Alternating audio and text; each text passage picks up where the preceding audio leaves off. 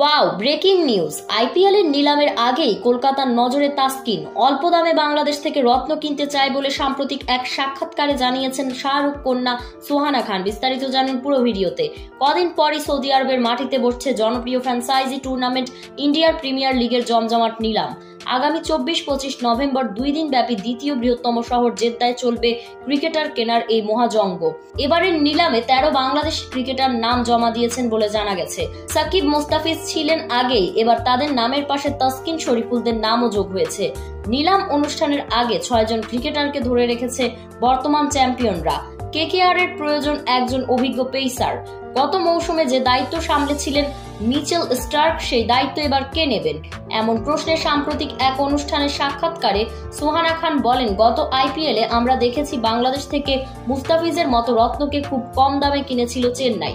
তাই এবার বাংলাদেশ থেকে অনেক ক্রিকেটারের নাম আসায় আমরা ফাস্ট বোলার তাসকিনের প্রতি আগ্রহ বেশি, তাকেই আমাদের দলে ভিড়াতে চাই।